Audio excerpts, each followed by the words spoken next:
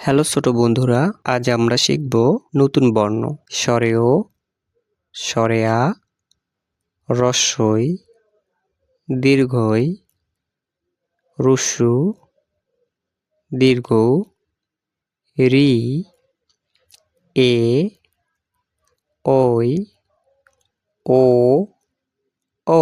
চলো আমার সাথে বলো। স্বরে ও, স্বরে আ, রস্বই, দীর্ঘই, রস্যু, দীর্ঘ, রি, এ, ওই, ও, ও।